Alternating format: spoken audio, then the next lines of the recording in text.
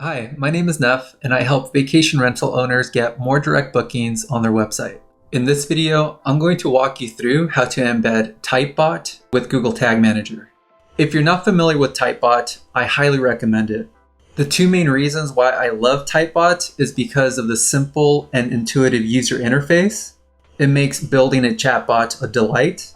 And the other reason is because it's extremely flexible. You can apply so many use cases that a simple form just can't compete with. And the cherry on top is that this tool gets better and better over time. So next, let me walk you through how to embed Typebot with Google Tag Manager. Once you create your Typebot, head over to Share, and then from here under Embed Your Typebot, go to Google Tag Manager.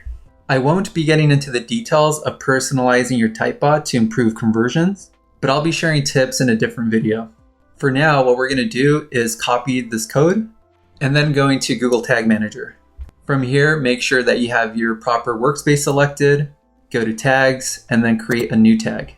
I'm going to name this tag Typebot.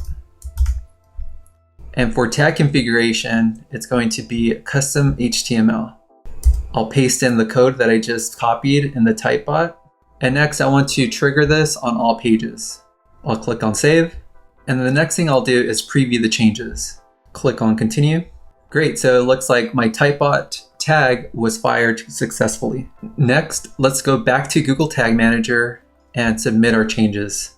Put in a version name, a description, and then click on Publish.